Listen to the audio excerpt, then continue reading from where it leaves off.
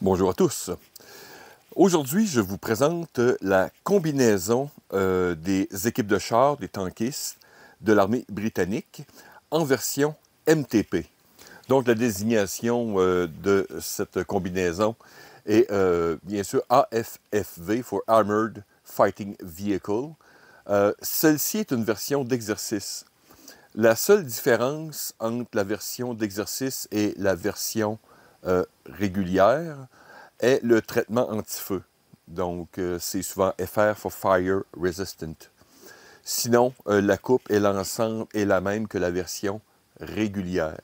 Détaillons quelques éléments. Commençons bien sûr par le tissu lui-même. Ici, on retrouve du 67-33, donc polyester coton. Très confortable. Pour le reste, j'adore généralement les tissus britanniques. Ils ont toujours été très confortables et très résistants. Donc, commençons par quelques détails. Bien sûr, on a un col qui est quand même assez long. Donc, parfait pour porter sous un casque ou d'autres pièces d'équipement, par exemple. La fermeture éclair à l'avant intégrale.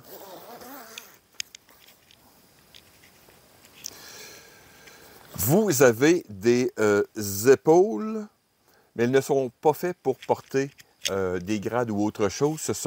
Ils servent de poignées d'évacuation. Donc ici, elles sont cousues d'une manière vraiment à mettre le maximum de traction pour évacuer, exemple, une personne d'un véhicule. Les poches à l'avant, on a deux systèmes. On a premièrement des fermetures avec des entrées de type Napoléon. Oh, tiens donc. De type Napoléon, avec rien de particulier à l'intérieur. Ensuite, vous avez une poche avec un rabat qui s'agrippe en haut, donc pour maintenir le rabat en haut. Et vous avez 5 compartiments pour, généralement, ce sont les outils ou des crayons pour ajuster les différentes pièces d'équipement à l'intérieur d'un blindé. Vous allez remarquer que pratiquement toutes les combinaisons canadiennes, allemandes et autres ont tous ces espèces de compartiments pour des espèces de petits tournevis et des crayons. C'est un peu étrange. Pourtant, ça fait un certain temps que j'ai cet uniforme et je n'avais pas remarqué qu'il y avait une pièce de monnaie. Je vais essayer de l'identifier. Mais ici, je vois un chardon et la reine. Enfin bref. Peut-être ça vaut une fortune, qui sait. Au niveau de la taille, vous avez une corde choc, donc une corde élastique. Et j'ai vu quelques variantes à l'avant. Certains, ce sont par barillet, d'autres ici, ce sont comme les plats. Donc, et des fois, ils sont noirs, donc il y a certaines variantes. Ici, je me suis assuré que tout était conforme, donc j'ai mis de la corde choc Coyote avec un barillet aux couleurs assorties. Donc, tout simplement, on fait rien que tirer, bien sûr, pour ajuster. Et ensuite, le surplus, comme je le fais ici, je ne sais pas si c'est la manière comme les soldats le font, je rentre l'extra dans la fente et voilà, ça fait quelque chose de propre. Au niveau des bras, il n'y a aucune poche. Et vous avez comme plusieurs vêtements anglais, on ne le sent pas toujours, mais il y a un renforcissement cousu à l'intérieur. Donc, vous avez 2 couches au niveau des coudes et souvent au niveau des genoux. Et la fermeture par scratch, tout simplement. Comme il s'agit bien sûr d'une combinaison de véhicules, donc les poches au niveau des cuisses sont vers l'avant. Donc, et un peu spécial, bien sûr. Donc, commençons par là où vous avez une grande fermeture en velcro et vous avez une grande poche conventionnelle pour différents équipements et autres. Et à l'avant ici, c'est une ouverture particulière. Vous ouvrez, vous avez un panneau transparent en plastique qui permet bien sûr de mettre cartes, appareils électroniques et autres ici. Généralement, dans les combinaisons que j'ai achetées, les mêmes, je n'ai pas ce morceau de plastique. Mais celle-ci semble être neuve et j'avais les morceaux de plastique avec. Donc, voilà. Pour enlever, un peu d'agilité. Et le velcro est cousu d'un seul côté, donc vous retirez le plastique et vous refermez le tout. Voilà. Et c'est bien sûr copier-coller d'un côté comme de l'autre.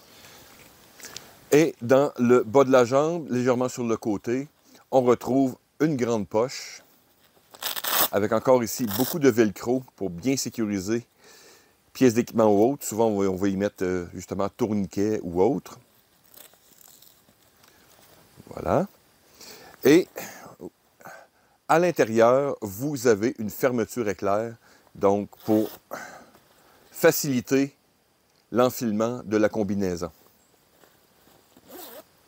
Et le bas est élastique. Donc, j'ai retourné la combinaison juste pour vous montrer dans le haut. Il n'y a absolument rien. Pas de poignée, comme je vous dis. Ici, c'est vraiment au niveau des épaules. Donc, plus de confort quand vous assisez dans un véhicule. Oh, un petit caca qui se camoufle très bien avec le camouflage NTP. La particularité de cette combinaison possède, on pourrait appeler ceci une trappe d'aisance. Donc, elle est, on pourrait dire, asymétrique. Vous voyez comme une courbe ici. Vous avez une fermeture éclair verticale et ensuite, vous avez un rabat à velcro. Et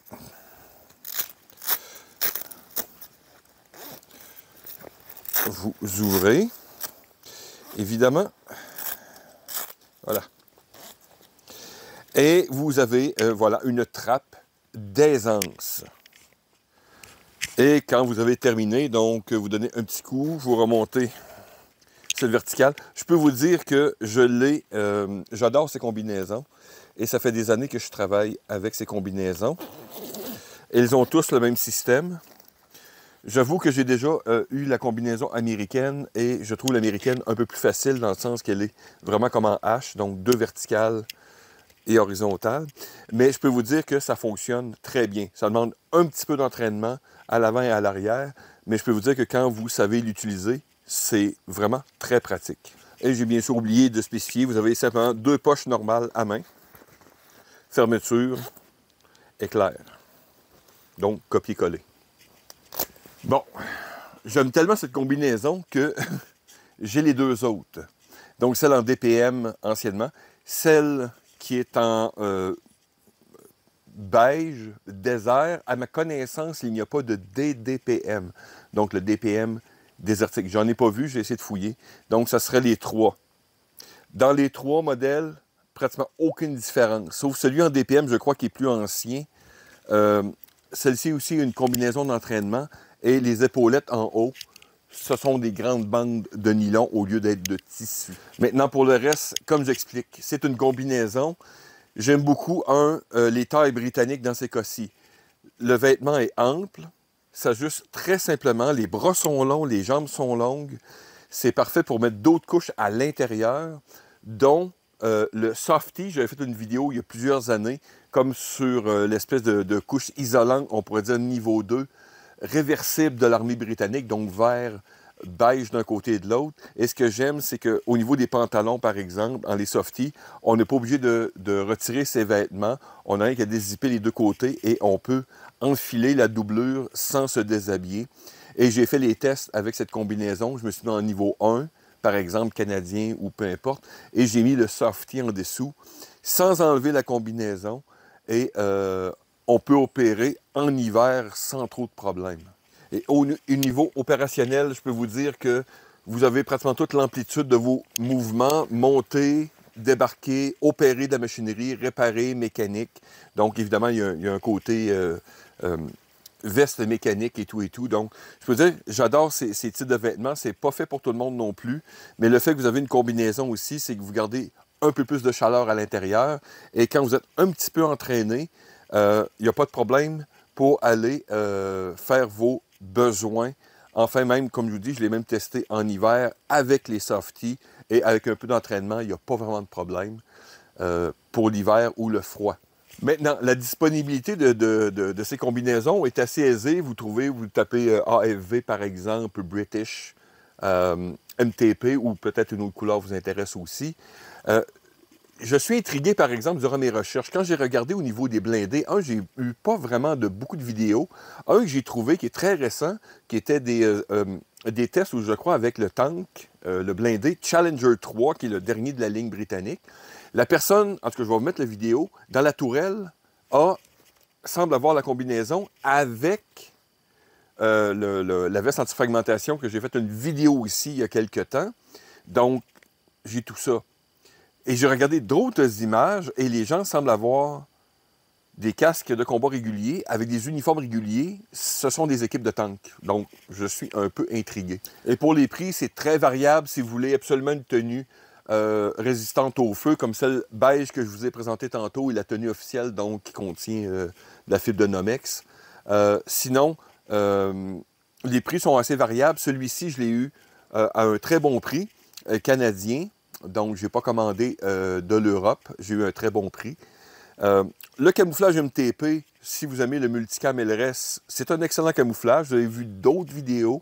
Comme je dis, je n'étais pas chaud tout le temps au multicam, mais en fin de compte, oui, quand je regarde, je fais mes tests optiques, exemple, ça fonctionne. Donc, voilà. Beau camouflage, c'est confortable, les tissus sont bons, sèchent rapidement.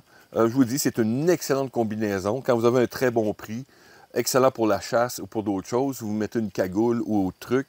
Et si vous voulez opérer, disons, presque en 4 saisons, niveau 1, niveau 2 et même le niveau des softies canadiens ou britanniques ou d'autres peut-être, combinaisons civiles, fonctionne bien en dessus puisque les vêtements sont très amples. Je vous dis, c'est vraiment très bien foutu. Et ensuite, vous mettez le parka par-dessus. Comme je vous dis, ça fait des années que j'opère avec et j'adore ces combinaisons. Bref, j'espère que vous avez appris quelque chose. Je vous remercie de m'avoir écouté. À la prochaine.